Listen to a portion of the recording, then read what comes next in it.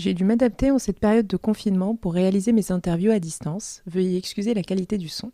J'ai décidé de continuer à vous proposer des épisodes sur le design et l'art pour vous apporter un peu d'évasion en cette période de crise. Je laisse le choix à mes invités de réagir ou non sur ce sujet d'actualité qui nous concerne tous.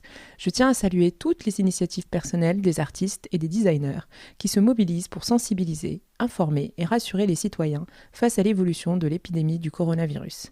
Dans ces moments compliqués, restons solidaires. Bonjour à tous, je suis Reha Bouhlis et vous écoutez Designer Marocain, un podcast dans lequel je discute avec des artistes, architectes, artisans et designers, tous ceux qui participent à la renommée du design marocain. Avec mes invités, on parle de leur parcours, de leurs sources d'inspiration, de leurs projets, tout en décryptant ensemble la situation du design au Maroc. L'objectif, apporter une dose d'inspiration et de motivation pour les idées et projets créatifs marocains. Pensez à vous abonner sur SoundCloud ou Apple Podcast pour ne pas louper un épisode et n'hésitez pas à me suivre sur Instagram où je suis le plus active, @designermarocain au pluriel. L'invité de cet épisode est Nada Shraibi, une architecte d'intérieur et designer d'objets installée à Casablanca.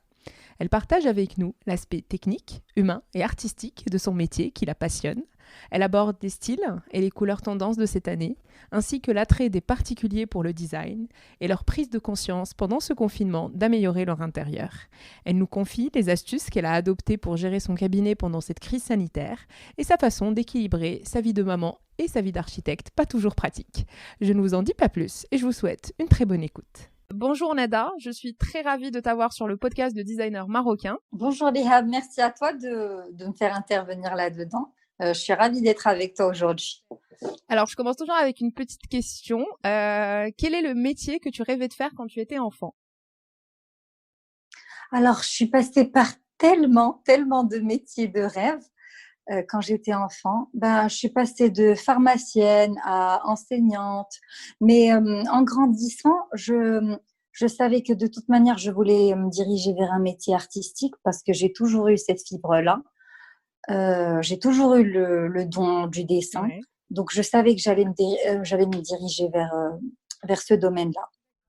Après, pour cibler exactement le métier que je voulais faire, ça a commencé à se concrétiser vers la terminale, à peu près, vers le bac. Je voulais devenir architecte. Alors, je suis partie en Belgique pour m'inscrire dans une école d'architecture, mais après coup, j'ai réfléchi et je me suis dit peut-être que je devrais voir l'archi d'intérieur, plus que ça me parlerait plus. Et j'ai visité là-bas une école d'archi d'intérieur et là, je suis tombée sous le charme. Je me suis dit, ouais, franchement, c'est ça que je veux.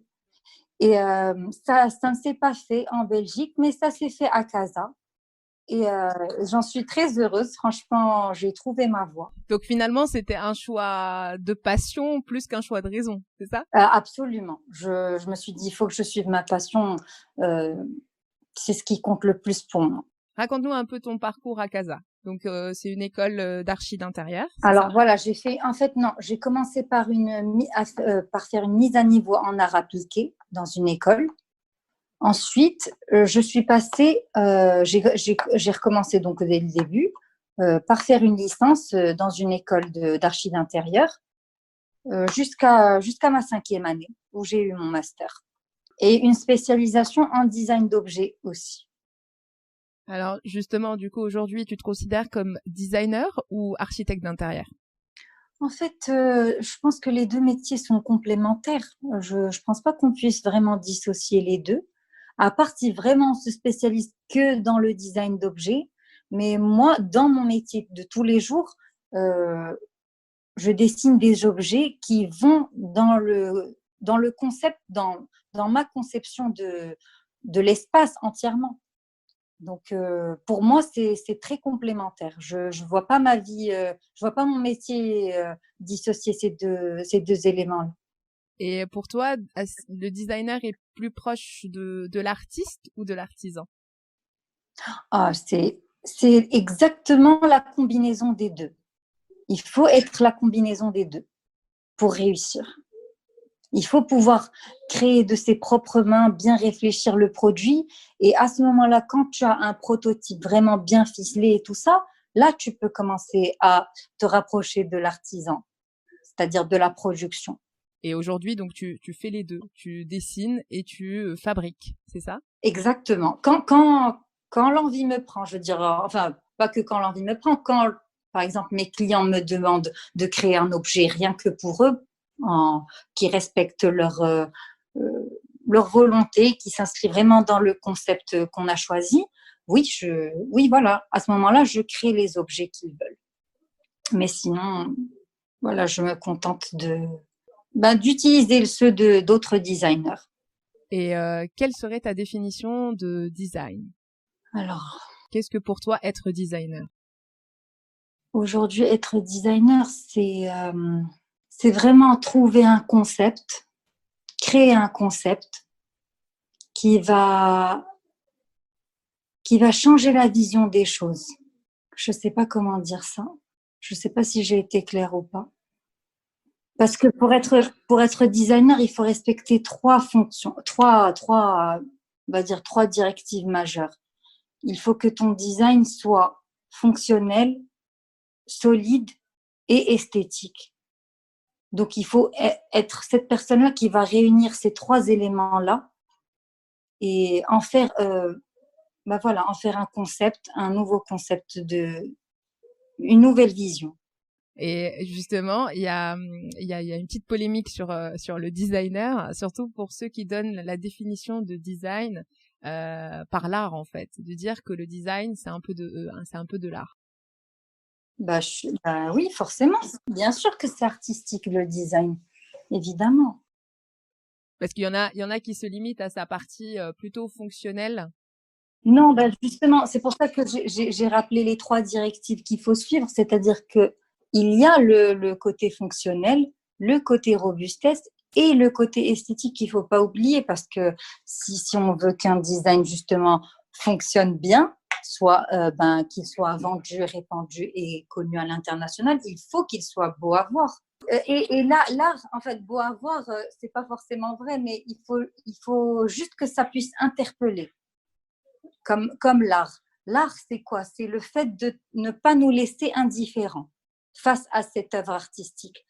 Et donc, à partir du moment où cette œuvre nous permet de nous poser quelques questionnements, eh ben, c'est de l'art pour moi. Alors, comment est né Nash Concept? Alors, Nash Concept, c'est né après avoir fait alors, j'ai travaillé pendant 2 ans dans une entreprise de réalisation de travaux en parallèle de mes études de master. Donc, voilà, je travaillais la matinée et le soir, j'avais mes cours. Et j'ai travaillé comme ça pendant 2 ans, donc les 2 années de master. Ensuite, je me suis dit qu'il était temps de me lancer toute seule à mon propre compte. Et c'est là d'où est venu Nash Concept. Donc Nash, en fait, c'est Nada Shraibi, donc c'est la combinaison des deux, et Concept pour conception. C'était en 2015. J'ai mon petit cabinet. Là, par contre, en fait, voilà, je cherche toujours à collaborer et à devenir meilleure chaque jour. Donc, je viens d'intégrer un cabinet d'architecture qui regroupe plusieurs départements. Ils ont le pôle d'architecture, ils ont le pôle de l'ingénierie en béton armé et il leur manquait que le pôle du design, le département du design. Et en fait, moi, je vais m'en occuper. D'accord. Donc Nash Concept travaille aujourd'hui avec une autre structure. Exactement, en parallèle. D'accord. Et quels sont les types de projets sur lesquels tu travailles? Alors, j'ai de tous les projets. Ça va du résidentiel aux professionnels comme par exemple les plateaux bureaux, les écoles, les spas, les commerces, les cafés, les restaurants, euh, mais, mais surtout les résidences en fait. Et s'il fallait retenir qu'un seul projet de toute ta carrière, ce serait lequel? Alors, c'est celui-ci qui est en cours en ce moment. C'est un projet de salle de fête. En même temps, à l'étage, on a des salles de réunion. Et D'accord. donc, en fait, ce projet-là, on m'a vraiment.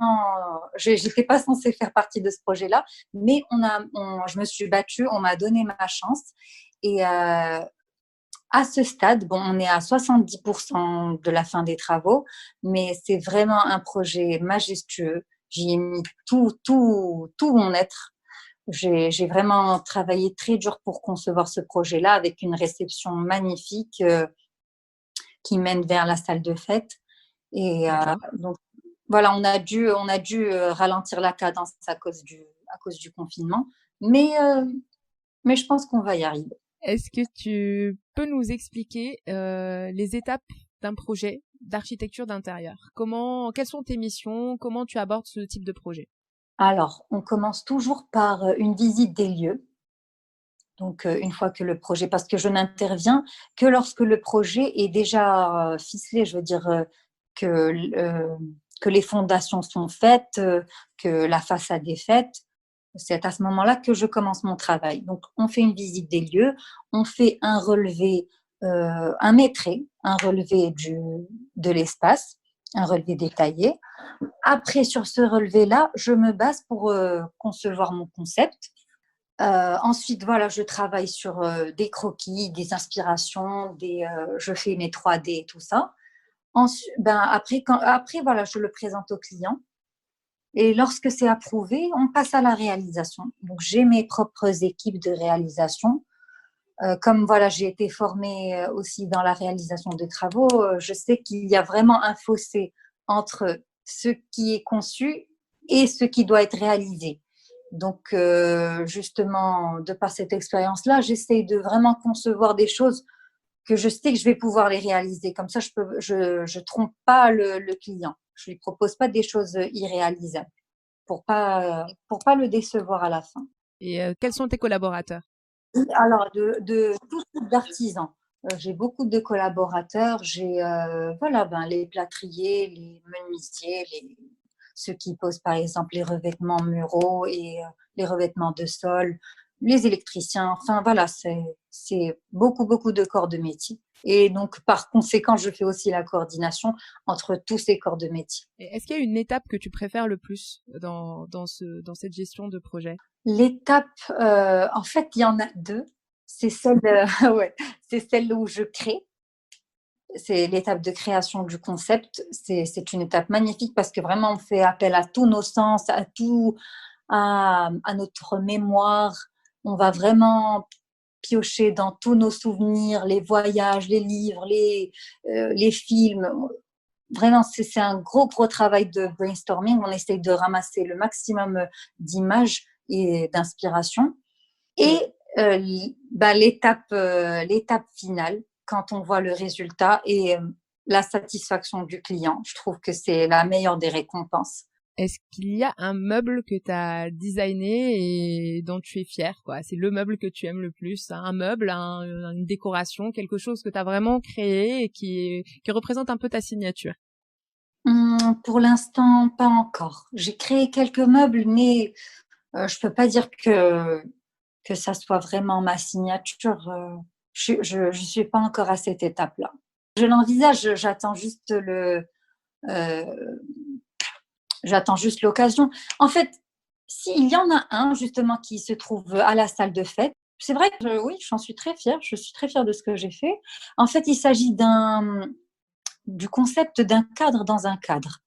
C'est-à-dire que lorsqu'on traverse l'entrée de la réception, le cadre lui-même de l'entrée est en marbre. C'est un marbre qui s'appelle le Panda White, donc il est en noir et blanc. Et dès qu'on traverse l'entrée, on voit la continuité de ce cadre-là. Donc en fait, c'est un tableau en marbre aussi, le même marbre, mais je l'ai travaillé en open book, c'est-à-dire qu'il y a une symétrie naturelle du marbre, donc des veines, et ça nous fait cette continuité-là de l'entrée à l'intérieur. Et, euh, et je l'ai entouré j'appelle ça une pluie de lumière. En fait, ce sont des barres en bois qui descendent avec des petites lumières qui englobent ce cadre-là. Et c'est très poétique, je trouve. Faut aller le voir sur ma page. Aujourd'hui, c'est celui dont je suis le plus fière. C'est ma création dont je suis la plus fière. Tu l'as diffusé sur ta page Instagram? Oui, oui, absolument. Alors, comment tu nourris ta créativité? Quelles sont tes références d'inspiration ou une personne en particulier qui t'inspire? Alors, j'essaie de m'inspirer bien sûr des plus grands designers, euh, des plus récents aux plus anciens, ceux qui ont créé par exemple des mouvements architecturaux comme Frank Lloyd Wright, ou qui a créé par exemple le mouvement du minimalisme. Euh, Et aussi, ben voilà, je m'inspire de mes lectures, des magazines que je lis, des films. Des fois, on a des inspirations dans les films qui sont magnifiques. C'est vrai, ça revient souvent, ça. Oui, oui, qui sont à vraiment à retenir. En fait, c'est vraiment, parfois, c'est juste une idée. Par exemple, bon, je n'ai plus retenu le nom du film, mais il y avait une scène où il y avait une cheminée qui donnait une cheminée à double foyer, c'est-à-dire qu'elle est vitrée des deux côtés, qui donnait sur une piscine somptueuse. Et donc, on avait cette vision de ce contraste du feu sur l'eau. Et voilà, j'ai trouvé ça magique et j'essaie de le reprendre dans mes projets. Donc voilà, c'est ce genre d'inspiration-là. Et est-ce qu'il y a une personne en particulier qui t'inspire, que tu suis, notamment sur les réseaux sociaux, par exemple? Oh, il y en a tellement.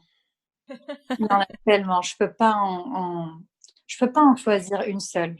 Il y en a, c'est vraiment, j'essaie de piocher un peu partout, mais il y en a tellement.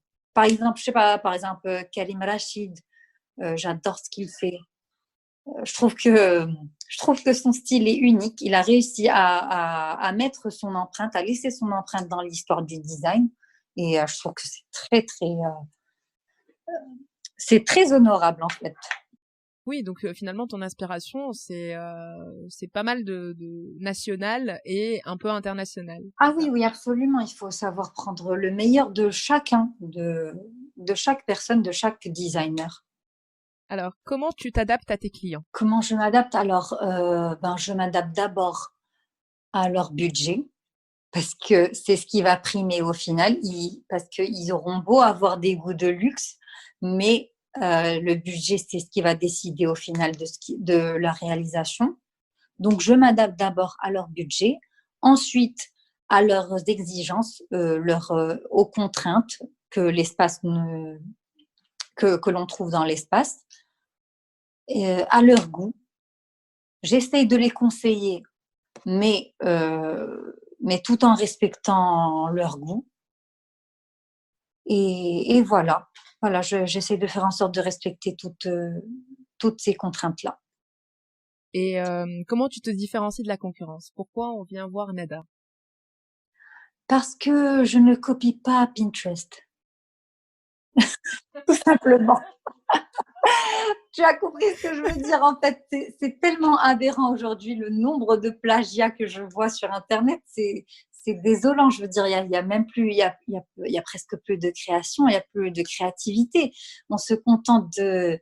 Il y a même des clients qui se prennent pour des archis d'intérieur parce ils ont vu l'idée sur Pinterest. C'est vrai. C'est Ils ont vu désolant. la photo, donc On en rit, mais on devrait en pleurer. Donc voilà, je ne copie pas. Même si les gens, je te jure, il y a des gens qui me disent, j'ai vu ça chez un tel, je voudrais que tu me fasses la même chose. Je leur dis, écoutez, il y a plein de gens avec qui vous pouvez faire ça, mais moi je peux pas. Je peux pas plagier, je peux pas m'approprier le travail de quelqu'un d'autre. Et donc j'essaie de les convaincre. Et voilà, la plupart du temps j'y arrive. Je leur propose autre chose qui me ressemble plus, qui leur ressemble aussi. Et voilà, c'est pour ça qu'on vient chez moi. justement, c'est un métier qui marche beaucoup au réseau. Oui, énormément. Comment tu as constitué un peu ce réseau tout au long de ta carrière? Ah ben, écoute, j'ai commencé petit. Et puis, je pense qu'il y a dans votre domaine du commerce, il y a un petit adage qui dit qu'un client satisfait t'en apporte 10. Et moi, ça a été, ça a fait tilt dans ma tête et je me suis dit, ben, il suffit de satisfaire un client. Et effectivement, ben, ce client-là, à travers le bouche à oreille, va commencer ben, comment dire, à parler de nous en bien à d'autres personnes qui vont nous solliciter à leur tour et ainsi de suite. Après, j'ai créé ma page Instagram. J'essaye voilà, de poster un maximum de mes projets, de mes réalisations. Pendant le confinement aussi, au début, j'ai commencé à poster à faire des petites stories sur les matériaux que j'utilise, comment les utiliser au quotidien. J'essaie vraiment d'aider les gens, leur dire des choses que parfois les fabricants leur cachent, pour qu'ils ne se fassent pas avoir. De la transparence au final dans la manière de travailler. Absolument, absolument, c'est ce que je recherche. Je ne veux absolument pas que les gens se fassent avoir par ça. Et voilà, j'essaye de partager un maximum tous les jours pour les tenir au courant de ce que je fais. J'essaie petit à petit de me faire une communauté et on verra où ça va nous mener. Est-ce qu'il y a un style déco qui se démarque actuellement auprès de tes clients? Justement, ceux qui voient et qui ne voient pas Pinterest. Ah bah justement, il y a le style art déco qui est revenu en force. Et en fait, ça correspond beaucoup, c'est pour ça que ça marche bien au Maroc, ça correspond à la mentalité des Marocains, c'est-à-dire pas mal de formes arrondies, beaucoup de dorures. C'est ce que les Marocains adorent. Donc, je pense que ce style-là va rester pendant un bon bout de temps au Maroc. Et c'est pas plus mal. Est-ce que ça t'arrive de refuser des projets? En ce moment, oui. Au début, non, je ne me permettais pas parce que c'est ce qui me permettait de me faire connaître. Mais aujourd'hui, par exemple, voilà, j'ai une femme qui m'a contactée par rapport à sa villa. Elle avait déjà les 3D de fait, elle avait déjà vu ça avec son architecte et elle voulait que je lui fasse l'accompagnement et la réalisation des travaux. Et voilà, j'ai été obligée de la rediriger vers quelqu'un d'autre qui faisait la réalisation des travaux. Je lui ai dit tout simplement que je ne pouvais pas réaliser quelque chose que je n'ai pas créé moi-même. Je ne me voyais pas faire ça. Et donc voilà, oui, quelques travaux, par exemple, il m'arrive de refuser des petits travaux vu que j'en ai maintenant de plus grands qui me prennent beaucoup plus de temps. Donc je préfère me concentrer sur les plus grands. C'est plutôt lié à voilà aussi ton comment dire ton adhésion au projet parce que il faut que tu adhères, que tu puisses participer vraiment à plus de choses dans le projet. Exactement. Et Et il y a la taille aussi du projet. exactement. Oui, en fait, c'est en conséquence de la charge de travail que va me demander ce projet-là. Ça en vaut la peine ou pas? Et généralement, les petits projets, voilà, ça n'en vaut pas vraiment la peine comparé à d'autres. Ça laissera la place aux nouveaux Exactement, architectes ça laisse la d'intérieur. place aux nouveaux projets. Je peux me concentrer encore mieux et voilà, de m'améliorer. Est-ce que tu t'as investi dans des projets à conscience écologique? Non, ça ne m'est jamais arrivé. Mais j'essaye de moi-même. J'essaye d'utiliser toujours des matériaux nobles, naturels, et de les traiter tels qu'ils sont, sans pour autant les modifier ni les enjoliver. J'essaie de les traiter de manière brute pour garder leur authenticité. Et quels sont tes matériaux de prédilection? Le marbre, le bois, la pierre, tous les matériaux organiques en fait. C'est des matériaux facilement trouvables au Maroc?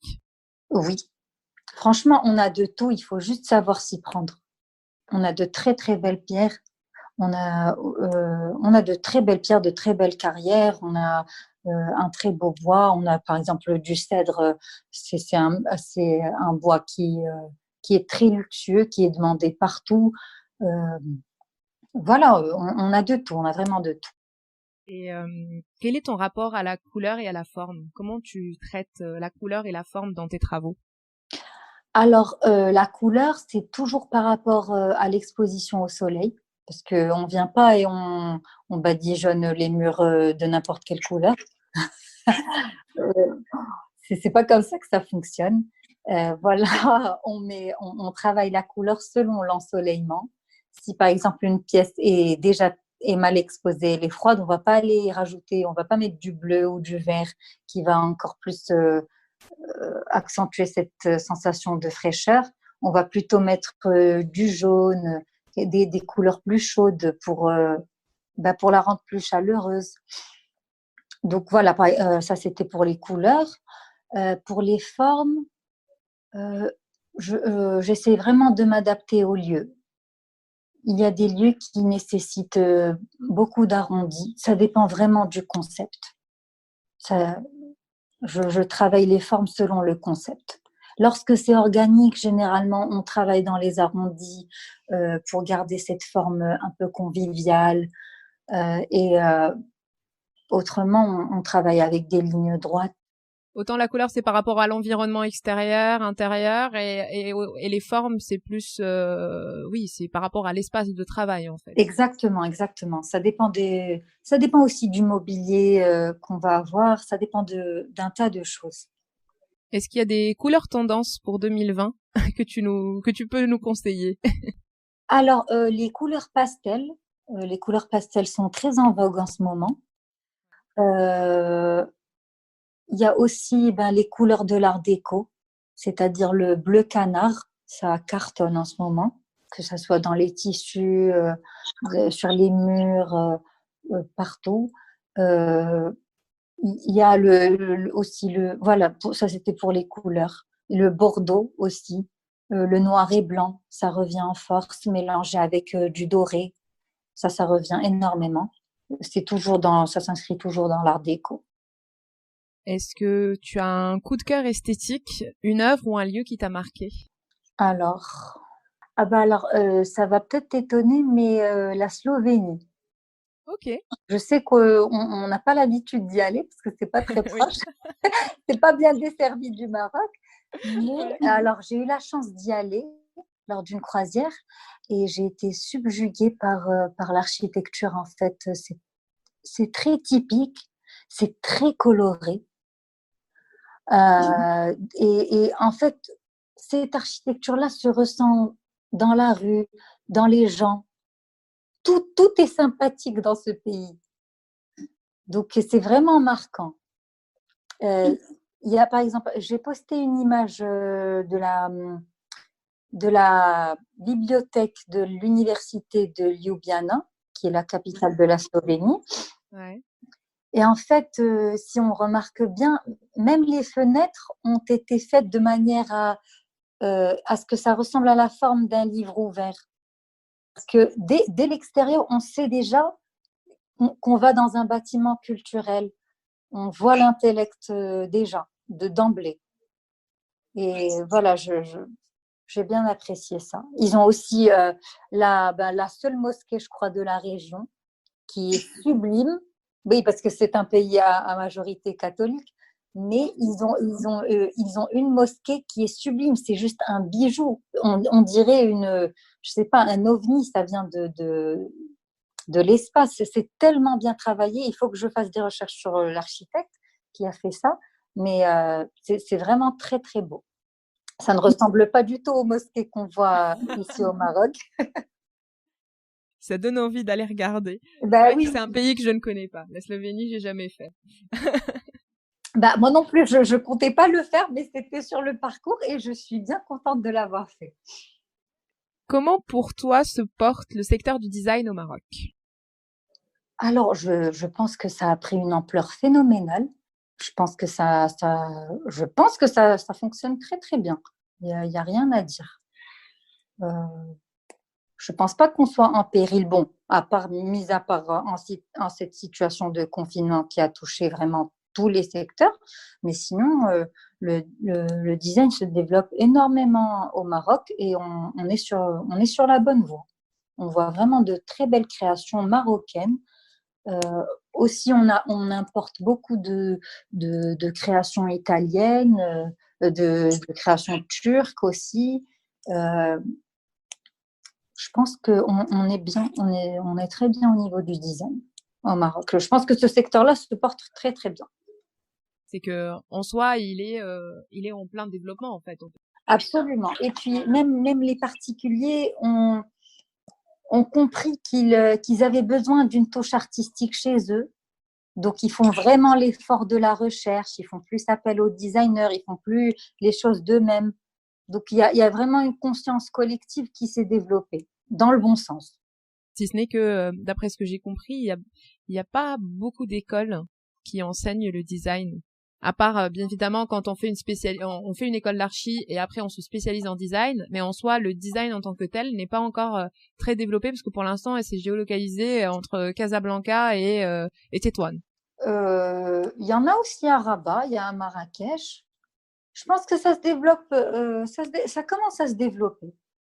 C'est vrai que, bon, bien sûr, c'est concentré dans les plus grandes métropoles, mais ça commence à se développer petit à petit. Et puis, il y a aussi un autre créneau qui a commencé à voir le jour, c'est les cours en ligne. Bon, moi, la vérité, j'y crois pas trop. Mais bon, si ça permet aux gens d'un petit peu enfin, juste de vivre de leur passion, ne serait-ce que quelques temps, faire quelques cours de décoration, apprivoiser les matériaux, se familiariser avec les plans, les logiciels. Il y a beaucoup de cours en ligne qui proposent ça. D'ailleurs, je reçois énormément de demandes sur ma page, des gens qui me demandent s'il y a des cours justement en ligne qui pourraient… Tout le monde après, pendant ce confinement, tout le monde a voulu devenir décorateur. Surtout qu'il y a de plus en plus effectivement, de petites formations que des Exactement. particuliers peuvent faire pour aménager leur intérieur. Absolument, absolument. Il y aura peut-être même une vague de réaménagement d'intérieur après ce confinement. C'est en train, c'est en train. Les gens commencent à préparer le terrain pour le déconfinement. Parce que je pense que pendant ce confinement, beaucoup de gens se sont rendus compte que leur intérieur ne leur correspondait pas.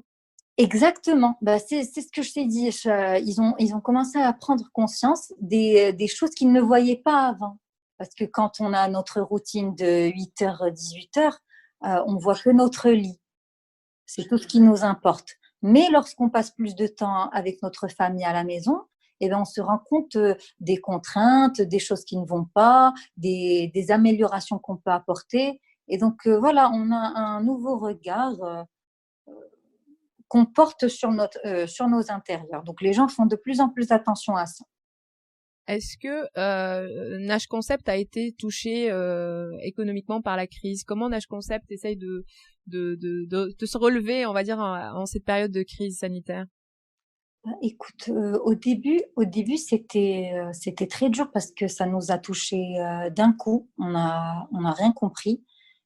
Tout est resté bloqué pendant au moins un mois.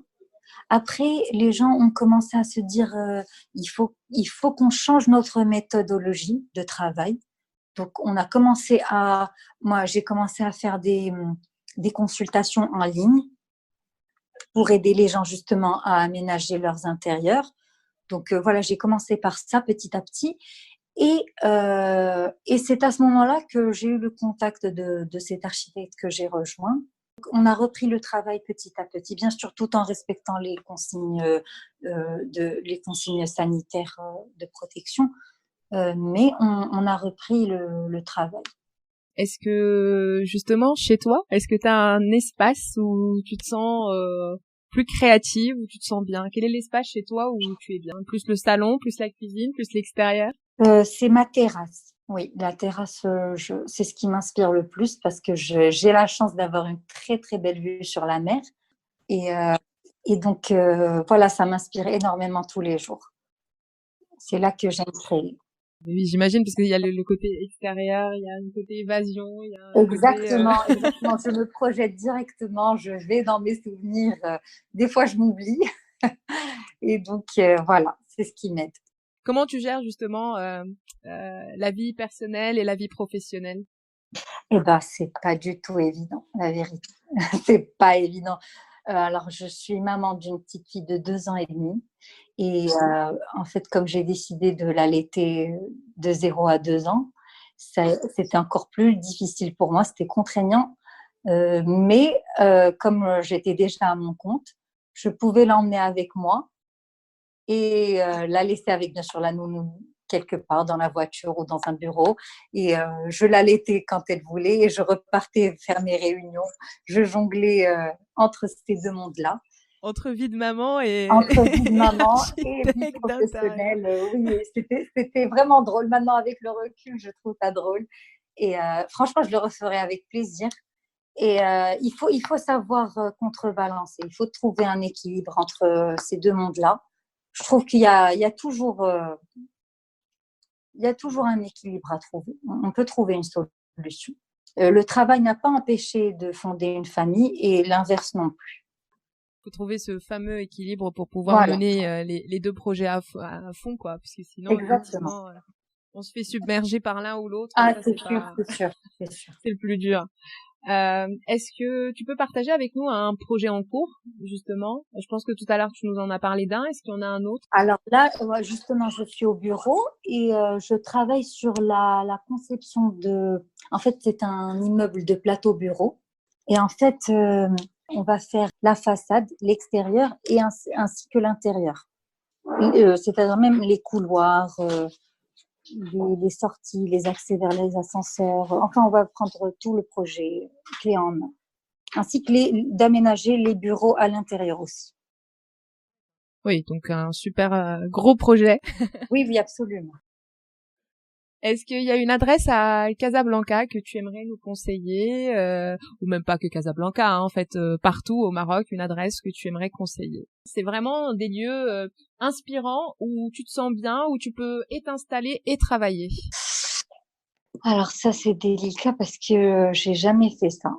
J'ai jamais travaillé dehors, en dehors de mon bureau, non. C'est intéressant. Même pas pour dessiner, par exemple? T'as jamais eu une inspiration comme ça où t'avais envie de faire un croquis comme ça dans l'immédiat? Pas du tout? Bah, ça se passe généralement quand j'ai une idée, je l'exécute immédiatement. Par exemple, quand je suis dans la voiture ou voilà, généralement ça se passe comme ça. Dès que j'ai une idée, il faut que je la mette immédiatement sur papier. Et généralement, c'est voilà à un feu rouge ou je stationne quelque part tout proche avant de perdre l'idée. Et du coup, tu traînes avec ton petit carnet? Comment ça se passe? Absolument, absolument. J'ai toujours un calepin sur moi. Il le faut. J'essaie de capter l'inspiration dès qu'elle vient sur le moment, avant de la perdre. Et donc généralement, voilà, c'est dans ma voiture ou parfois après avoir fini un repas. Parce que les inspirations, tu sais, ça va et ça vient. Des fois, il suffit de voir une scène qui va t'inspirer ou tu vas rentrer peut-être dans une boulangerie ou quelque chose et l'idée va venir. Et il faut la mettre immédiatement sur papier. Il faut la concrétiser. Donc pour le lieu inspirant, franchement, inspirez-vous n'importe où, là où vous pouvez, là où vous pouvez. Parfois, je sais pas, parfois c'est dans une salle de bain, parfois, je sais pas. Il y a tellement d'endroits inspirants. Oui, c'est clair. Et justement, il y a plus une adresse culinaire que t'apprécies. Il y a une adresse C'est d'un moi, venez restaurant. chez moi. On viendra manger chez Neda. Exactement, مرحبا بكم.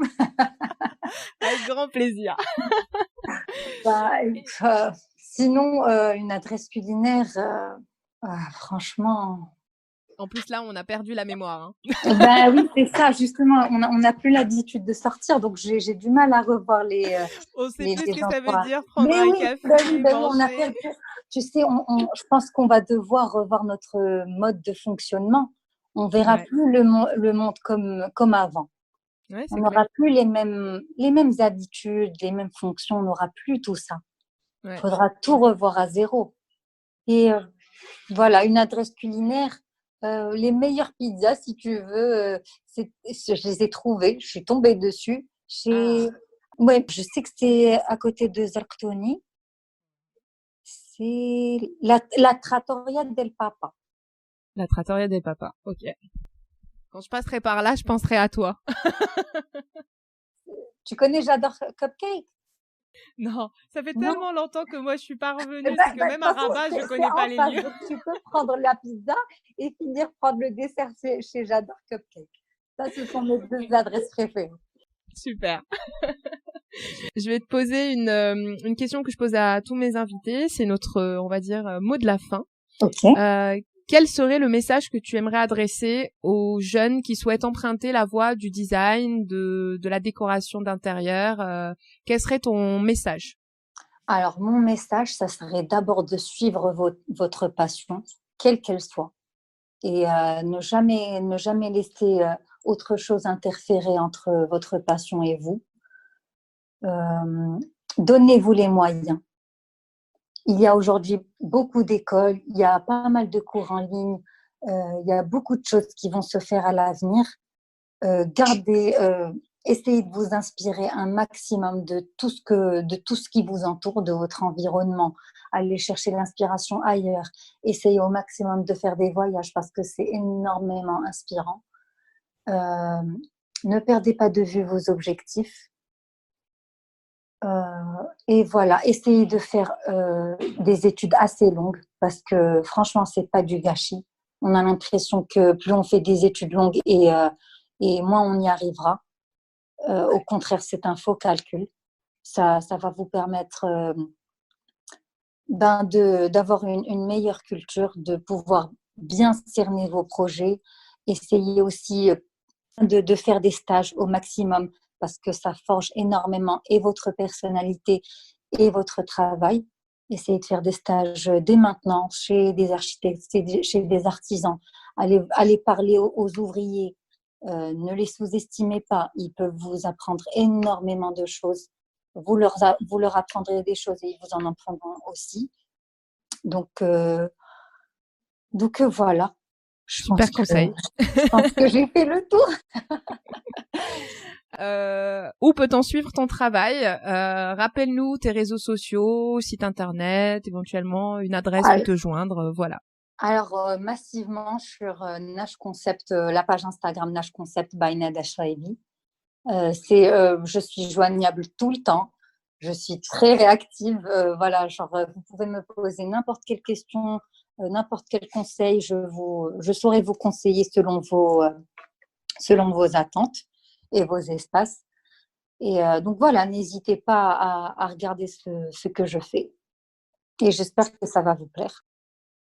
Super, merci beaucoup Nada. C'était un grand plaisir d'échanger avec toi. Non, merci à toi de m'avoir reçu. Merci d'avoir suivi cette interview jusqu'au bout. Vous retrouverez toutes les notes de cet échange avec les références dans la description de l'épisode. Si le podcast vous plaît, n'hésitez pas à le noter sur votre plateforme d'écoute. C'est ce qui m'aide à bien le référencer et à le faire connaître. Parlez-en à votre réseau. Si vous avez des personnes à me recommander, je suis à l'écoute et ça me fera énormément plaisir. Vous pouvez également échanger avec moi sur le compte Instagram @designermarocain au pluriel. D'ici là, rendez-vous au prochain épisode.